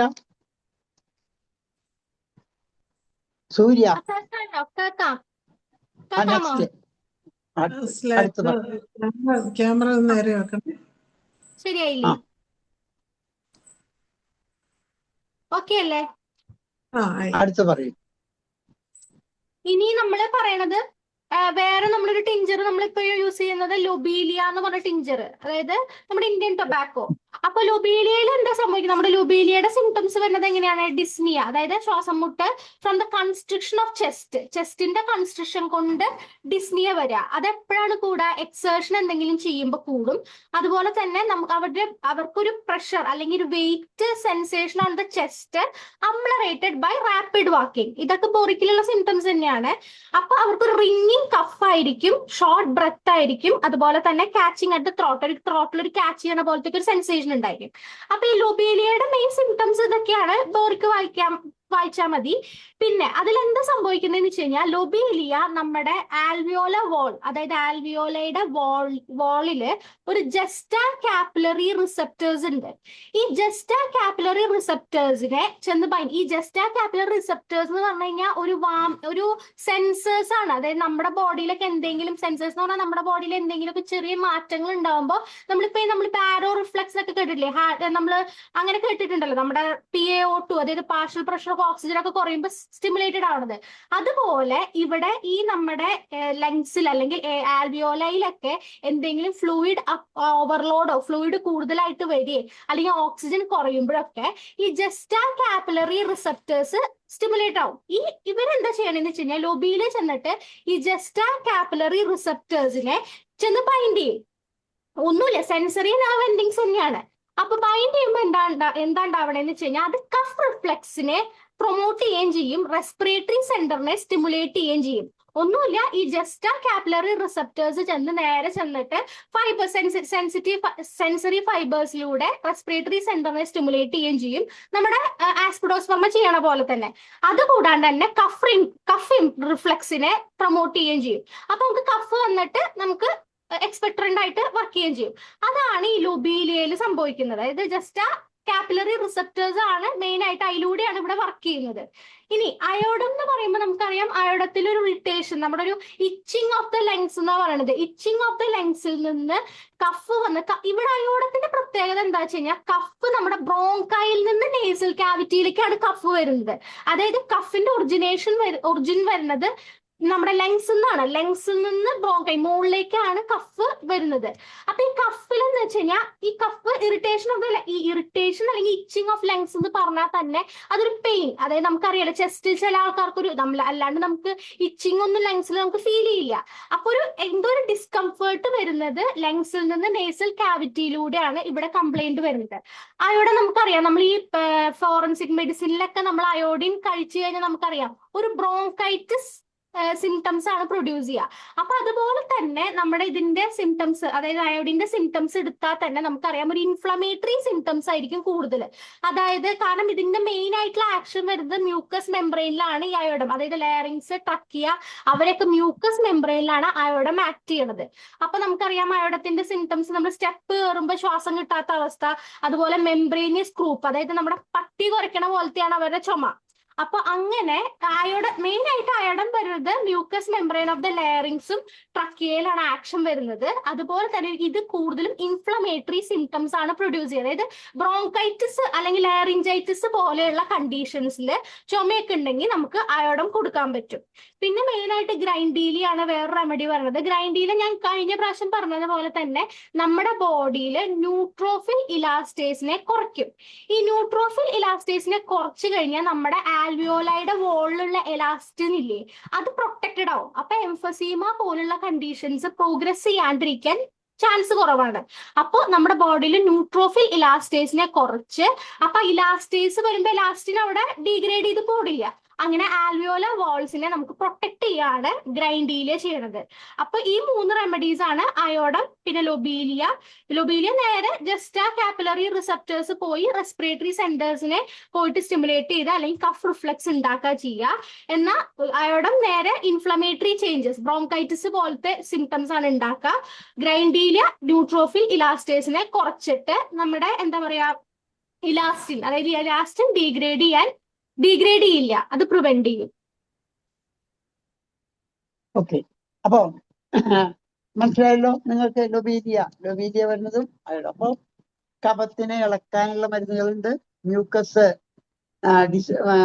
വിസ്കോസിറ്റി കുറയ്ക്കാം, ഇതെല്ലാം നമുക്ക് ചെയ്യാം. അതുപോലെ തന്നെ അയഡം ഉപയോഗിക്കുമ്പോൾ അയഡത്തിന് തന്നെ ചില കേസുകളിൽ ഞാൻ സാധാരണ ചെയ്യാറുള്ളത്, ഇപ്പൊ നമുക്ക് ആഴ്സനിക് അയോഡൈഡ് ഉണ്ട്, കാൽക്കേരി അയോഡൈഡ് ഉണ്ട്, സ്റ്റാനം അയോഡൈഡ് ഉണ്ട്, ഇതെല്ലാം നമുക്ക് ഉപയോഗിക്കാൻ പറ്റാറുണ്ട്. അല്ലെ, കേൾക്കുന്നുണ്ടല്ലോ അല്ലെ? ഉണ്ട്. അപ്പോ ഇപ്പൊ നമുക്ക് ഒരു കോൺസ്റ്റിറ്റ്യൂഷൻ നമ്മൾ നോക്കുമ്പോൾ, ഇപ്പൊ ഫോർ എക്സാമ്പിൾ ഇപ്പൊ നമ്മൾ ഒരു കൃത്യമായ രീതിയിൽ കാൽക്കേരിയ കോൺസ്റ്റിറ്റ്യൂഷൻ ആണ് എന്ന് വിചാരിക്കാം. കാൽക്കേരിയ കോൺസ്റ്റിറ്റ്യൂഷൻ ആണെങ്കിൽ നമുക്ക് കാൽക്കേരിയ ആൾസ് ഉണ്ട്, കാൽക്കേരിയ അയോഡൈഡ് ഉണ്ട്, അല്ലെ? അങ്ങനെ കുറെ കോമ്പിനേഷൻസ് നമുക്ക് കാണാം. അപ്പൊ അത്തരത്തിൽ ഉപയോഗിക്കാം. അപ്പൊ അയഡം ഈ കണ്ടീഷൻ, അതായത് inflammatory conditions throughout mucous മെംബ്രെയിനിൽ എഫക്ട് ചെയ്യുന്നതും ഈ അയഡം പോലെ ഏറ്റവും പാരൻകൈമൽ ഡിസോർഡേഴ്സിന് ഏറ്റവും എഫക്റ്റീവ് ആയിട്ടുള്ള ഒരു മെഡിസിനാണ് അയഡം. ഈ അയഡം അതായത് ഗ്ലാൻഡുലാർ സിസ്റ്റത്തിന്റെ മോസ്റ്റ് ഇമ്പോർട്ടന്റ് ആണ്. അതുപോലെ തന്നെ ഇതിൽ ഏറ്റവും കൂടുതൽ നമ്മുടെ ഗേഷ്യസ് എക്സ്ചേഞ്ച് ഒക്കെ വരുന്ന ഭാഗത്തും വളരെ. അപ്പൊ അയഡം വരുമ്പോൾ നിങ്ങളിപ്പോ ആഴ്സനിക് അയഡൈഡ്, നമുക്ക് ESR ഒക്കെ കണ്ടമാനം കയറി വന്നാല് ആഴ്സനിക് അയഡൈഡൊക്കെ വളരെയധികം എഫക്റ്റീവ് ആണ്. ആഴ്സനിക് അയഡൈഡ് 3x ഒക്കെ കൊടുക്കുന്നത്, അത് ഞാൻ പിന്നെ പറയാം. അപ്പൊ ആഴ്സനിക് 3x, അപ്പൊ ആഴ്സനിക്. അതേപോലെ കാൽക്കേരി അയഡൈഡ്, സ്റ്റാനം അയഡൈഡ്. ഇപ്പൊ സ്റ്റാനമിന്റെ കോൺട്രിബ്യൂഷൻ നിങ്ങൾക്കറിയാം, സിംഗത്തിന്റെ കോൺട്രിബ്യൂഷൻ അറിയാം. അപ്പൊ if you are getting a constitution by understanding from the അവരുടെ മറ്റുള്ള ഡൈനാമിക് ആയിട്ട് നമ്മൾ കൂടുതൽ മനസ്സിലാക്കി കഴിയുമ്പോൾ കിട്ടുന്നതിൽ അയഡൻ കോമ്പൗണ്ട് എവിടെ where there is much glandular involvement, in such cases if you can use these iodine compounds in addition to the constitution which you get. കിട്ടിയതനുസരിച്ച് കൂട്ടിച്ചേർക്കാം. അപ്പൊ ആഴ്സനിക് അയഡൈഡ്, കാൽക്കേരി അയഡൈഡ്, സ്റ്റാനം അയഡൈഡ് ഒക്കെ നമുക്ക് കൊടുക്കാൻ സാധിക്കും. അപ്പൊ ഇതെല്ലാം എന്തിനാണ്? അപ്പൊ അയഡത്തിന്റെ പ്രോപ്പർട്ടി അവിടെ വരും, സ്റ്റാനത്തിന്റെ, ഇതെല്ലാം നിങ്ങൾ പഠിക്കണമെങ്കിൽ എന്ത് വേണം? പാത്തോഫിസിയോളജി. അത് വലിയ വിഷമമൊന്നുമില്ല. ബോറിക്കലി ഇൻട്രൊഡക്ഷൻ മാത്രം വായിച്ചു നോക്കിയിട്ടുണ്ടാവില്ല എല്ലാവരും. ഒന്ന് വായിച്ചു നോക്കുമ്പോൾ മനസ്സിലാവും. അതൊന്ന് നിർത്തി വായിച്ച് പഠിക്കണം മാത്രം. തീർച്ചയായിട്ടും ഒരു 1-2 മാസം വായിച്ചു കഴിയുമ്പോഴേക്കും നിങ്ങൾക്ക് ഒരു ഐഡിയ കിട്ടുന്നത് പോലെ മനസ്സിലാവുണ്ടോ? അപ്പൊ അത് ഒന്ന് വായിച്ച് കവർ ചെയ്താൽ. അപ്പൊ ഞാൻ ഈ പറയുന്നത് കുറച്ചും കൂടി എളുപ്പം. ലോബേലി ആവുമ്പോ എന്താണ്? ഈ മ്യൂക്കസ് നിറഞ്ഞു, കഫിനെ കുറച്ച് പ്രൊമോട്ട് ചെയ്യുന്നു, പെട്ടെന്ന് ഉണ്ടാകുന്ന കഫം, നമ്മുടെ ശരീരത്തിലെ ഓരോ പ്രാവശ്യം ഉണ്ടാകുന്ന കഫം മുഴുവൻ ലങ്സിൽ ആൽവിയോളയും കിടന്ന് നിൽക്കുകയാണ്. കുറച്ച് ആൽവിയോളയും കൊണ്ടാണ് നടക്കണം ഫങ്ഷൻ ആയിട്ടുള്ളത്, ബാക്കിയുള്ളതിന് മുഴുവൻ കഫാണ്.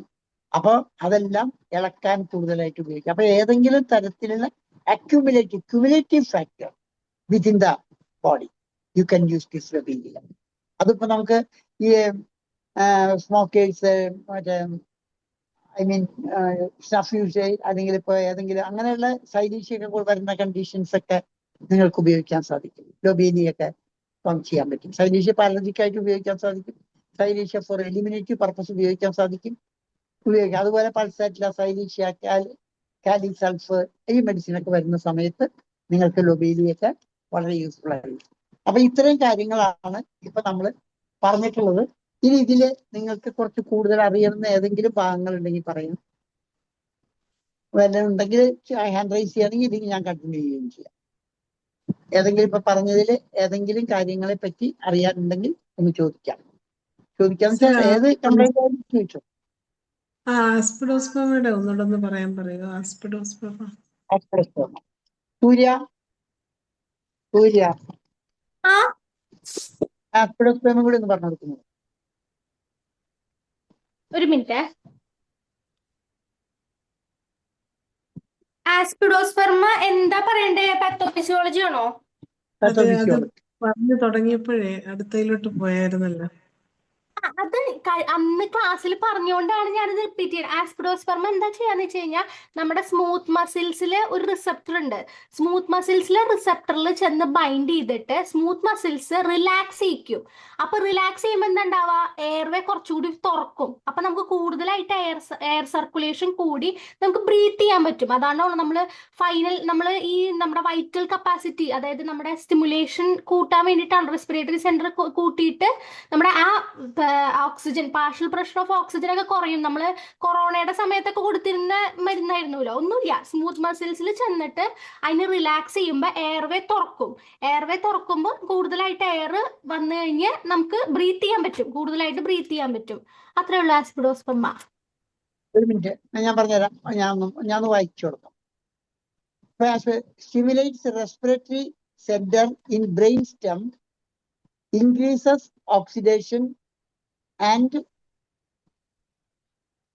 inflammatory mediators. അപ്പൊ മനസ്സിലായോ? അതായത് stimulates respiratory centres in brain stem. അപ്പൊ നമുക്ക് ബ്രെയിൻ സ്റ്റെമിലെ റെസ്പിറേറ്ററി സെന്റർ ഒക്കെ സ്റ്റിമുലേറ്റ് ചെയ്യും. Binds to epinephrine, it increases breathing depth and rate of relaxing airway. Smooth muscle, ഇവിടെയാണ് സ്മൂത്ത് മസിലിന്റെ റിലേ. അപ്പൊ ഉണ്ടാകുന്നതിന്റെ കാരണം that is from the brain stem. ഇനി നമുക്ക് എല്ലാവരും ആസ്പിഡോസ്പെർമ എന്തിനു വേണ്ടി ഉപയോഗിക്കുന്നത്? Oxygen balancing. ഓക്സിജൻ ഉണ്ടാക്കുമോ? ഓക്സിജൻ ഉപയോഗിക്കുന്ന ടിഷ്യൂസിനെ, അതായത് നമ്മള് ഓക്സിജൻ നഷ്ടപ്പെടാതെ നോക്കാൻ ആസ്പിഡോസ്പെർമ യൂസ്ഫുൾ ആണ്. മതിയാവില്ലേ ഡോക്ടറെ? സൂര്യ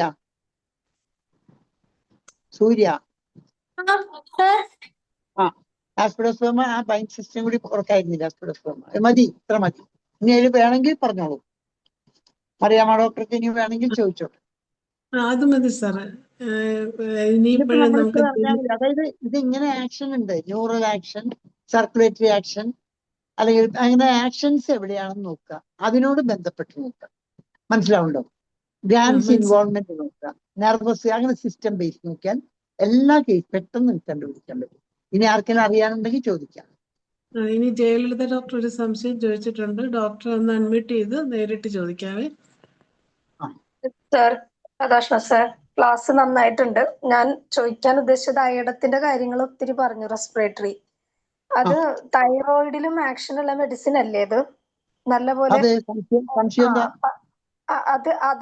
അതിലും ഈ സമയത്ത് പറയുമോ, അതോ അത് ഇതുമായിട്ട് ബന്ധപ്പെട്ടിട്ടുള്ളതല്ലേ? റെസ്പിറേറ്ററിയിലെ ഇതിപ്പോ നമ്മള് ഇല്ല, നമ്മള് COPD കേസ് ആണല്ലോ നമ്മളിപ്പോ പറയുന്നത്. അപ്പൊ അതിന് പറയുന്നോണ്ട് കുഴപ്പമൊന്നുമില്ല കേട്ടോ. ഹോമിയോപ്പതി നമ്മൾ ഹോളിസ്റ്റിക് അപ്രോച്ച് ആയതുകൊണ്ട് പറയുന്നോണ്ട് കുഴപ്പമൊന്നുമില്ല.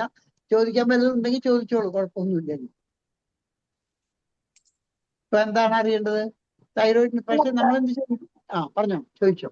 ഇപ്പൊ റെസ്പിറേറ്ററിയിൽ ഇങ്ങനെ ആക്ഷൻ ഉള്ളത് ഡീറ്റെയിൽഡ് ആയിട്ട് പറഞ്ഞു. പക്ഷെ ഇനി തൈറോയിഡിന്റെ അറിഞ്ഞാൽ കൊള്ളാന്നുണ്ട്. പക്ഷെ ഇതിപ്പോ നമുക്ക് ഇപ്പൊ ഇതിന്റെ ക്ലാസ് അത് പിന്നെ പറഞ്ഞുതരാം മോളെ. അത് ഈ പറ്റില്ല. കാരണം എന്താ അറിയോ, ഇപ്പൊ നമ്മളത് പ്രിപ്പയർഡ് ആയിട്ട് ഇതിന് വേണ്ടിയേ ഓരോ ഭാഗത്തെ മാത്രം സ്പെയിൽ ചെയ്യിക്കുക. അതാണ് കേട്ടോ. മനസ്സിലായി. Thank you sir. ഇനിയിപ്പം ആർക്കെങ്കിലും എന്തെങ്കിലും ചോദിക്കാനുണ്ടെങ്കിൽ ഹാൻഡ് റൈസ് ചെയ്യണേ. സമയം കളയരുതേ. കിട്ടുന്ന സമയം ഹാൻഡ് റൈസ് ചെയ്യണേ. ഇല്ലെങ്കിൽ സാറിന് കണ്ടിന്യൂ ചെയ്യാം. നോക്കട്ടെ ആരെങ്കിലും ഹാൻഡ് റൈസ് ചെയ്യുന്നുണ്ടോന്ന്. ആർക്കെങ്കിലും എന്തെങ്കിലും സാറിനോട് ചോദിക്കാനുണ്ടോ? ഇത്രയും ക്ലാസ്സിൽ സംശയം വല്ലതും ഉണ്ടെങ്കിൽ ഒന്ന് ഹാൻഡ് റൈസ് ചെയ്യണം. ഇല്ലെങ്കിൽ സാർ കണ്ടിന്യൂ ചെയ്യാം. COPD സംബന്ധിച്ചാണ് സംശയം. ആർക്കില്ല ഇതേ കംപ്ലൈന്റ്. അപ്പൊ ഈ ഇല്ലല്ലോ, ആരും ഇല്ലല്ലോ. ഓക്കെ, ആരും ഹാൻഡ് അപ്പൊ റൈസ് നമ്മള് ചെയ്തിട്ടില്ല. ട്രേസ് ചെയ്തിട്ടില്ലല്ലോ. ഓക്കെ, അപ്പൊ then കണ്ടിന്യൂ. അപ്പം നമുക്കിപ്പോ കുറച്ച് കഫ് റെമഡീസ് ആണെങ്കിൽ ഇപ്പൊ ആസ്പിഡോസ്പെർമ അല്ലാതെ ഇപ്പോ നമുക്ക് ഇഷ്ടം പോലെ മെഡിസിൻസ് കഫിനോടൊപ്പം തന്നെ ശരീരത്തിൽ കാണുന്ന പല ലക്ഷണങ്ങളുണ്ട്. ഒരു ലോങ് ലാസ്റ്റിംഗ് കഫിന്റെ nature of cough with expectoration, cough without expectoration, cough coryza followed by cough, അങ്ങനെയുള്ള ഓരോ സിംറ്റംസ് എടുക്കുമ്പോഴും നമ്മൾ ശരിക്കും അനലൈസ് ചെയ്താൽ നിങ്ങൾക്ക് മനസ്സിലാവും അത് ഏത് ഭാഗമാണ്. മ്യൂക്കസ് മെംബ്രെയിനിൽ എപ്പോഴും കാറ്ററാൽ ഇൻഫ്ലമേഷൻ എന്ന് പറഞ്ഞാൽ മ്യൂക്കസ് മെംബ്രെയിൻ ഇൻഫ്ലമേഷൻ ആണ്. എവിടെ മ്യൂക്കസ് മെംബ്രെയിൻ ഉണ്ടോ അതിന്റെ സബ്മ്യൂക്കസ് ലെവലില് സബ്മ്യൂക്കസ് ഗ്ലാൻസ് ഉണ്ട്. എവിടെ സബ്മ്യൂക്കസ് ഗ്ലാൻസ് ഉണ്ടോ ഇൻഫ്ലമേഷൻ കിട്ടിയാൽ സെക്രീഷൻ കൂടും. ഇത് അതിന്റെ ഒരു നോർമൽ ആയിട്ടുള്ള കോഴ്സാണ്, ഒരു അബ്നോർമൽ ആയിട്ടുള്ള അവസ്ഥയല്ല. അത് ഉണ്ടാകുന്നത് that may be because of irritations may be an allergic or any positive of things. ഏത് ഇൻഫെക്ഷൻ ആയിട്ട് കിട്ടുകയാണെങ്കിൽ ആ ഇൻഫെക്റ്റീവ് ഓർഗാനിസത്തിന്റെ എക്സോടോക്സിനോ എൻഡോടോക്സിനോ ഏത് തരത്തിലുള്ള ടോക്സിക് പ്രോപ്പർട്ടി ആണോ, ഏത് തരത്തിലുള്ള വൈറസ് ആണോ, RNA വൈറസ് ആണോ, DNA വൈറസ് ആണോ എന്നതിനെ അടിസ്ഥാനമാക്കിയിട്ടായിരിക്കും അതിന്റെ ഇൻഫെക്ഷൻ. അതാണ് നമ്മൾ ഏത് പോസിറ്റീവ് ഓർഗൻ, ഇപ്പൊ കോവിഡ് വന്നിരുന്ന കാലത്ത് നമുക്കറിയാം പെട്ടെന്ന് തന്നെ കയറി എഫക്ട് ചെയ്യുന്നു. അപ്പൊ എല്ലാത്തിനും അതിൻ്റെതായ എഫക്ട്. അപ്പൊ നമ്മൾ മനസ്സിലാക്കേണ്ടതാണ് എവിടെയെല്ലാം നമുക്ക് നിയന്ത്രിക്കാൻ സാധിക്കും, എങ്ങനെയെല്ലാം നിയന്ത്രിക്കാൻ സാധിക്കും. അപ്പോൾ റെസ്പിറേറ്ററി കംപ്ലൈൻസ് വരുന്ന സമയത്ത് മൂക്ക് തൊട്ട് നമ്മളെ എക്സ്പോസ് ചെയ്യുന്ന സമയം തൊട്ട്, അതായത് വെയർ ദെയർ ആർ ഓപ്പണിങ്സ്, അതെല്ലാം ഇൻഫെക്ഷന് പോസിബിലിറ്റീസ് ആണ്. എവിടെ ഓപ്പണിങ്സ് ഉണ്ടോ അതിൽ കൂടെ എല്ലാം ഇൻഫെക്ഷൻ എൻ്റർ ചെയ്യാം. അപ്പൊ നാസൽ ഇൻഫെക്ഷൻ, നമുക്ക് ഡ്രോപ്ലെറ്റ് ഇൻഫെക്ഷൻ കിട്ടുന്നു എന്ന് വെച്ചാൽ ഇപ്പൊ നാസൽ ആയിട്ടുള്ള കിട്ടി. ഇപ്പൊ എയർബോൺ ഡിസീസ് എല്ലാം നമുക്ക് നാസൽ ഇൻഫെക്ഷൻ കിട്ടുന്നതാണ്. അത് കിട്ടിക്കഴിഞ്ഞാലും ഇറിറ്റേഷൻ വരുന്നു. അതിപ്പോ നീർക്കെട്ട് വന്ന് റൈനൈറ്റിസ് വന്ന് വേണ്ട, ജലദോഷം വന്നു കഴിഞ്ഞിട്ട് പിന്നെയും വരും. പോസ്റ്റ് ഇൻഫ്ലുവൻസ കഫ് വരുമ്പോൾ വരും. ആ ഇൻഫ്ലുവൻസ വന്ന് മാറി മാറി അത് ചെയ്യും. എല്ലാം ഉണ്ടെങ്കിൽ എന്താണ് അതിനോടൊപ്പം ചെയ്യുന്ന ട്രീറ്റ്മെന്റിനും നമ്മൾ മനസ്സിലാക്കാൻ ബാധ്യസ്ഥരാണ്. ക്രോണിക് ആയിട്ടുള്ള ഒരു പേഷ്യന്റ് ആണ് വരണമെങ്കിൽ ആ ഉണ്ടാകുന്ന സമയത്തുള്ള ട്രീറ്റ്മെന്റും അപ്പോഴുണ്ടാകുന്ന അവസ്ഥകളെ മനസ്സിലാക്കിയാൽ നല്ലതാണ്. പിന്നെ അതോടൊപ്പം തന്നെ ഒക്കുപേഷൻ, ഇപ്പൊ ഈ പഞ്ഞി ഉണ്ടാക്കുന്ന ഫാക്ടറികളിലോ കെമിക്കൽ ഫാക്ടറികളിലൊക്കെ ജോലി ചെയ്യുന്ന ആൾക്കാർക്ക് അതിന്റെ സാധ്യതകൾ ഉണ്ടാവും. എപ്പോഴും നിങ്ങൾ അവരുടെ ജോലിക്ക് പ്രാധാന്യം കൊടുക്കണം. അവർ എക്സ്പോസ് ചെയ്യുന്ന മാറ്റേഴ്സിന് റെസ്പിറേറ്ററി കംപ്ലൈൻസിന്റെ ഏറ്റവും പ്രധാന ഘടകങ്ങളാണ്. അവർ ഹാബിറ്റ്സിലെ ഇപ്പൊ സ്മോക്കിംഗ് അങ്ങനത്തെ ഹാബിറ്റ്സ് ഉണ്ടോ അവർ എക്സ്പോസ് ചെയ്യുന്നത്. ഇപ്പോഴത്തെ കാലത്ത് ഇപ്പൊ ബൈക്ക് തന്നെ ഓടിക്കുന്ന ആൾക്കാർ ഇപ്പൊ മിക്കവാറും ഹെൽമെറ്റ് ഒക്കെ വയ്ക്കുന്നുണ്ട്, എങ്കിൽ തന്നെ കണ്ടമാനം ഡസ്റ്റി ഏരിയയിൽ പോവാണ്. അപ്പൊ അതെല്ലാം പോസിബിലിറ്റീസ് ആണ്. അതുപോലെ തന്നെ ഹില്ലി ഏരിയ, സീസൈഡ് ഏരിയ, ഇതിനെല്ലാത്തിനും എല്ലാ ഭാഗത്തുള്ള ഡാംപിനെസിൽ ഡിഫറൻസസ് വരാം, അപ്പൊ എഫക്റ്റ് വരാം. ഇതെല്ലാം വന്നാൽ എന്താണ്, ഇതെല്ലാം ഡീറ്റെയിൽ ചെയ്യുന്നത് നിങ്ങൾ ഈ പാത്തോഫിസിയോളജി പഠിച്ചു കഴിഞ്ഞാൽ നിങ്ങൾക്ക് കുറച്ചും കൂടി മനസ്സിലാവും എങ്ങനെയാണ് അതിന്റെ വാസോ ഡയറ്റേഷൻ, വാസോ കൺസ്ട്രിക്ഷൻ. അപ്പൊ തണുപ്പുള്ള സമയം വരുമ്പോൾ കൺസ്ട്രിക്ട് ചെയ്യും, ചൂടുള്ള സമയം വരുമ്പോൾ ഡയലേറ്റ് ചെയ്യും. അതൊക്കെ നമുക്ക് മനസ്സിലാവും. ഇപ്പൊ ഹില്ലി ഏരിയയിൽ കയറിക്കൊണ്ടിരിക്കുമ്പോൾ ചെവി അടഞ്ഞു പോകുന്നു, അതുപോലെ പുറത്തിറങ്ങുമ്പോൾ ഫ്ലൈറ്റിലൊക്കെ കയറുമ്പോൾ കാണാൻ പറ്റും. ഇതെല്ലാം നമുക്ക് കാണുന്നതിന്റെ കാരണങ്ങൾ എന്താ വെച്ചാൽ ഇതിനെല്ലാത്തിനും ദീസ് ആർ ഓൾ അതിനെല്ലാത്തിനും അതിൻ്റെതായ ഒരു കാരണം. അപ്പൊ നമ്മുടെ ബോഡിയെ ഏത് രീതിയിൽ കൊണ്ടുവരണം, നിൽക്കണം എന്നുള്ളതാണ് നമ്മുടെ പ്രശ്നം. അപ്പൊ ഹോമിയോ മെഡിസിൻ എടുക്കുമ്പോൾ നമ്മൾ അതുകൊണ്ടാണ് ഹോമിയോപ്പതി മെഡിസിന്റെ സ്ഥാനവും, അതായത് മെന്റൽ സിംറ്റവും ഫിസിക്കൽ സിംറ്റവും ജനറൽ സിംറ്റംസും എല്ലാം കൂടി എടുക്കുന്ന വൈദ്യശാസ്ത്ര ശാഖ ഏതിലുള്ളത്. അതുമാത്രമല്ല അതിനെ ബേസ് ചെയ്തുകൊണ്ട് മെഡിസിൻ സെലക്ട് ചെയ്യണം. മറ്റൊരു രോഗിയുടെ അവസ്ഥ മനസ്സിലാക്കാനാണ് ഓരോ അവസ്ഥ അറിയുന്നത്. നമ്മൾ മെഡിസിൻ സെലക്ട് ചെയ്യാണ് മെന്റൽ പെക്യൂരിയർ നോക്കണത്, അല്ലെ? ഫിസിക്കൽ പെക്യൂരിയേഴ്സ് നോക്കണത്, തെർമൽ പെക്യൂരിയേഴ്സ് നോക്കണത്, മൊഡാലിറ്റി പെക്യൂരിയർ നോക്കണത്. ഇതെല്ലാം നോക്കണത് എന്തിനു വേണ്ടിയിട്ടാണ്? We want to make an individualisation. എന്തിനാണ് ഇൻഡിവിജ്വലൈസ് ചെയ്യേണ്ടത്? Individualisation is nothing but it is only how the patients ആ ഒരു ഭൂമിയിൽ നമ്മളെ എഫക്ട് ചെയ്ത് കഴിഞ്ഞ് ഭൂമിയിൽ ജനിച്ച അന്ന് മുതൽ നമ്മൾ air contact, atmospheric touch, atmospheric touch വരുന്നതോടുകൂടി നമ്മളിൽ വരുന്ന മാറ്റങ്ങൾ വരും. ആ മാറ്റങ്ങളെല്ലാം എങ്ങനെ ബോഡി ആക്സെപ്റ്റ് ചെയ്യുന്നു, തെർമൽ എങ്ങനെയാണ് എഫക്ട് ചെയ്യുന്നത്, അങ്ങനെ എഴുതാം. പിന്നെ മുതിർന്നു കഴിയുമ്പോൾ ഓരോ അവസ്ഥകളിൽ സിറ്റുവേഷൻസ് ഉണ്ടാവും, നമ്മുടെ മെന്റൽ ആയിട്ടുള്ള കാര്യങ്ങൾ ഉണ്ടാവും, അങ്ങനെയുള്ള ഓരോ കാര്യങ്ങളും വന്നു ചേരും. അപ്പോൾ നിങ്ങൾ ഇങ്ങനെ പഠിക്കേണ്ട സമയത്ത്, കേസ് എടുക്കുന്ന സമയത്ത് ആദ്യം കേസ് ടേക്കിന്റെ പ്രസന്റിങ് കംപ്ലൈന്റ് നോക്കുക.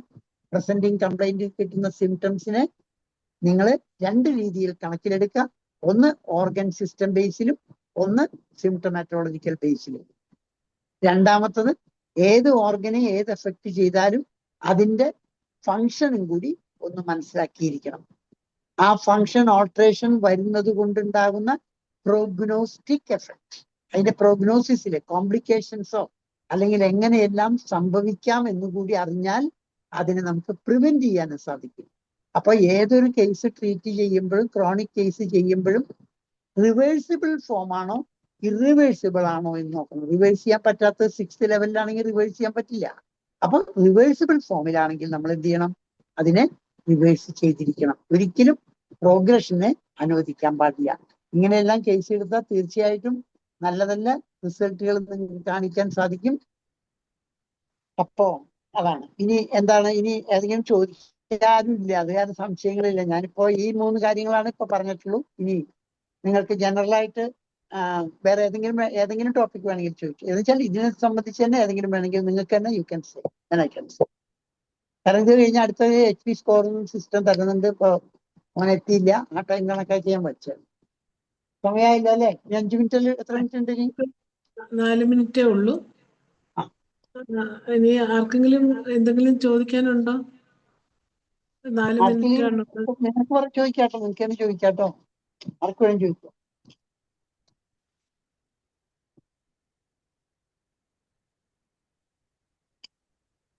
ഹാൻഡ് റൈസ് ചെയ്യണേ.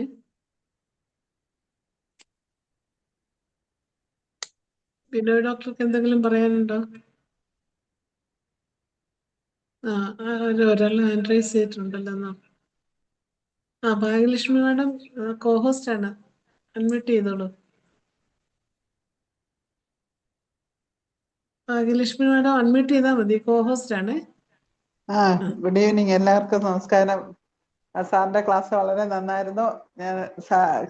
ഞാൻ കേട്ടിട്ടുള്ള എന്നാലും പല പഠിച്ചതിനേക്കാളും വളരെ നന്നായിട്ട് തന്നെ സാറ് പ്രസന്റ് ചെയ്തു. ഞങ്ങൾക്ക് വളരെ ലളിതമായ രീതിയിൽ സാറ് ക്ലാസ് എടുത്തു. വളരെ നന്ദി സാർ. ഇവർക്ക് എന്തെങ്കിലും വേണമെന്ന് ചോദിക്കണ ഡോക്ടർ ഞാൻ.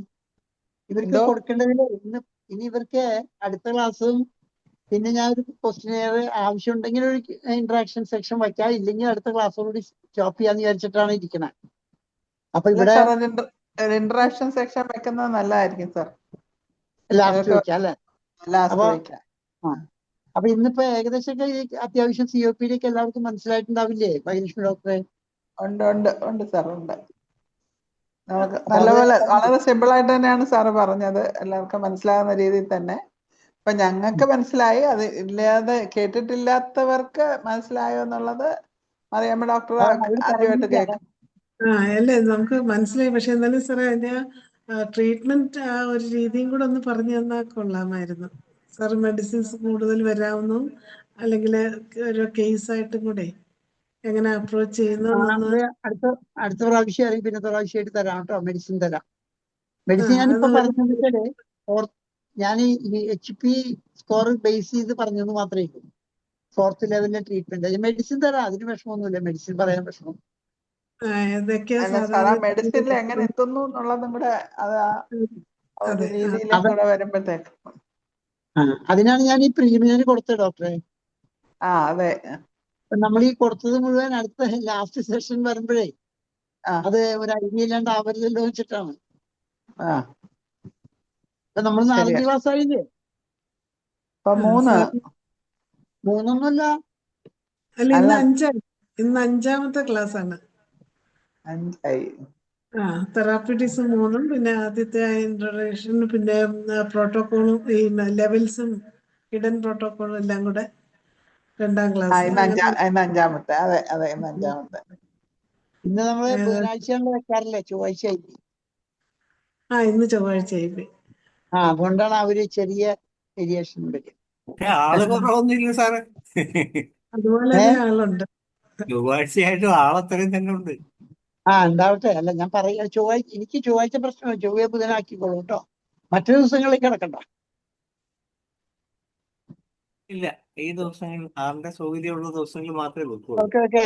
ക്ലാസ്സുകൾ ഇങ്ങനെ പോട്ടെയല്ലേ ധനീഷ് ഡോക്ടറെ? എന്തോ? ക്ലാസ്സുകൾ ഇങ്ങനെ തന്നെ പോട്ടെയല്ലേ? ഇത് മതി സാറേ. എല്ലാവർക്കും താല്പര്യമല്ലേ ആ മെറ്റീരിയൽ മേടിക്കുക. പാകമൊക്കെ സൂര്യ ഡോക്ടർ എന്ത് നന്നായിട്ടാ എക്സ്പ്ലെയിൻ ചെയ്യുന്നത്. അതൊക്കെ കേൾക്കുമ്പോ തന്നെ നമുക്കൊരു 2 പുസ്തകം വായിക്കുന്ന എഫക്റ്റാ സാറേ. അതാണ് വായിക്കാം. ശരിക്കും പുസ്തകം വായിച്ചാലും കിട്ടത്തില്ല നമുക്ക്. ശരിക്കും അതിന്റെ ആ പ്രസക്തമായ ഭാഗങ്ങളെല്ലാം കോർത്തിണക്കിക്കൊണ്ട് എന്ത് നന്നായിട്ടാണ് അവതരിപ്പിക്കുന്നത്. ഇങ്ങനെ വേണം മെറ്റീരിയൽ പഠിക്കാനൊക്കെ നമ്മൾ പഠിക്കാൻ. സാർ അതിന്റെ ആപ്ലിക്കേഷൻ പോലും പറയുമ്പോഴേ. ഞങ്ങൾ ഇതിനകത്ത് വന്നതിന് ശേഷം ഇങ്ങനെ മെറ്റീരിയൽ പഠിക്കാൻ പഠിക്കാന്നുള്ള കാര്യം അറിഞ്ഞത്. അതിന് മുമ്പേ നമ്മൾ വെറുതെ പുസ്തകം വായിക്കും, 2 സിംറ്റംസ് കാണാതെ പഠിക്കും. ഇപ്പൊ രോഗികൾ വരുമ്പോ അത് കൊടുക്കും, അത്ര തന്നെ. അല്ലാതെ നമുക്ക് ഈ രീതിയിൽ മെറ്റീരിയൽ പഠിക്കാം. പിന്നെ ഇതൊരു രീതി. പിന്നെ സോഴ്സ് റിലേറ്റഡ് സിംറ്റംസും പറഞ്ഞ് വേറൊരു രീതി. അങ്ങനെയൊക്കെ സാറ് പല രീതിയിൽ നമ്മളെ മെറ്റീരിയൽ പഠിക്കാൻ പറഞ്ഞു തന്നിട്ടുണ്ട്. അതുകൊണ്ട് എന്തോ ബിന്ദുറാണി അറിയാതെയാണ് അഡ്മിറ്റ് ചെയ്തല്ലോ. കേൾക്കാമോ? കേൾക്കാം. സാറിന്റെ ക്ലാസ്സിൽ ഇപ്പം ഞാൻ ആൾമോസ്റ്റ് 1 വർഷത്തിൽ കൂടുതലായിട്ടുണ്ട്. സാറ് മാത്തമാറ്റിക്ക ഏതൊക്കെ രീതിയിൽ, ഒരുപാട് രീതിയിലാണ് ഞങ്ങളെ മാത്തമാറ്റിക്ക പഠിക്കാൻ സഹായിച്ചത്. കാരണം ബോറിക്കിന്റെ ഇൻട്രൊഡക്ഷൻ റിലേറ്റഡ് ആയിട്ട്, ഭാഗ്യലക്ഷ്മി ഡോക്ടർ പറഞ്ഞ പോലെ സോഴ്സ് റിലേറ്റഡ് ആയിട്ട്, പിന്നെ അതുപോലെ തന്നെ പതോഫിസിയോളജിക്കൽ ലെവലിൽ നമുക്ക് പഠിക്കാനായിട്ട്, പിന്നെ അതുപോലെ തന്നെ കേസ് ടേക്കിംഗ് മെത്തേഡിൽ എങ്ങനെ സിമിലിമം കണ്ടുപിടിക്കാൻ എങ്ങനെ സഹായിക്കും. അപ്പം വളരെ നല്ല എഫക്റ്റീവായിട്ടാണ് സാറ് ക്ലാസ്സുകൾ ഞങ്ങൾക്ക്. ഇന്നത്തെ ക്ലാസ്സും വളരെ നല്ലതായിരുന്നു. സിമ്പിളായിട്ട് സാറെല്ലാം പറഞ്ഞു. പിന്നെ മറ്റുള്ളവരുടെ അഭിപ്രായങ്ങൾ കൂടുതൽ കേൾക്കട്ടെ. ഇനിയിപ്പോ നമുക്ക് സമയമായതുകൊണ്ട് ബിന്ദു ഡോക്ടർ സാറിന് ഒരു നന്ദി കൂടെ പറയണേ. പറയാം. സാറിന് ഞങ്ങൾക്ക് ക്ലാസ് എടുത്തിരുന്നുണ്ട് ഏത് രീതിയിൽ നന്ദി പറഞ്ഞാലും അത് ശരിയാവത്തില്ല. കാരണം അത്രയ്ക്ക് നല്ല രീതിയിലാണ് ഞങ്ങളെ ഇതെല്ലാം പഠിപ്പിച്ചുകൊണ്ടിരിക്കുന്നത്. ഇപ്പം AFEH സാർ വന്ന് ക്ലാസ് എടുത്തത് എല്ലാവർക്കും ഇഷ്ടപ്പെട്ടു കാണുമെന്നറിയാം. സാറിന് എല്ലാവരുടെയും പേരിൽ ഞാൻ നന്ദി രേഖപ്പെടുത്തും. 1000 നന്ദി. നന്ദി ബിന്ദു ഡോക്ടറെ. എന്തായാലും എല്ലാവർക്കും നല്ല താല്പര്യത്തോടെ എല്ലാവർക്കും ഇഷ്ടപ്പെടുന്ന ക്ലാസ്സാണ് സാർ തരുന്നത്. ആദ്യമായിട്ട് കേൾക്കുന്നവർക്ക് ഇച്ചിരി ടഫായിട്ട് തോന്നുമെങ്കിലും സാർ അത് വളരെ ലളിതമായിട്ടത് സാർ പറഞ്ഞു തരുന്നുണ്ട്. അതുപോലെ സാർ 5 ഓർഗന്റെ ക്ലാസ്സുകൾ എടുക്കാമെന്ന് പറഞ്ഞിട്ടുണ്ട്. വളരെ സന്തോഷം. സാറിന്റെ മുന്നോട്ടുള്ള എല്ലാ ക്ലാസ്സുകൾക്ക് വേണ്ടി ഞങ്ങൾ ആഗ്രഹിക്കുകയാണ്. ഇന്നത്തെ നമ്മുടെ 2271 പ്രതിദിന സൂം വെബിനാർ എത്ര നല്ല രീതിയിൽ വിജയകരമാക്കിയ ഡോക്ടർ രാധാകൃഷ്ണൻ സാറിനും അതുപോലെ തന്നെ കൂടുതൽ മേമ്പടിയായിട്ട് സൂര്യ രാജീവ് ഡോക്ടറുടെ ക്ലാസ്സുകളും എല്ലാം നല്ല ഭംഗിയാക്കി തീർത്തതിന് പ്രത്യേകം ഒരിക്കൽ കൂടി നന്ദി അറിയിക്കുകയാണ്. ഇന്നത്തെ ഈ സൂം വെബിനാറിൽ പങ്കെടുത്ത എല്ലാ ഡോക്ടർമാർക്കും എല്ലാവർക്കും നന്ദി അറിയിക്കുന്നു. നമ്മുടെ സൂം വെബിനാർ ഇവിടെ അവസാനിക്കുകയാണ്. എല്ലാവർക്കും ശുഭരാത്രി. Good night. നന്നായി.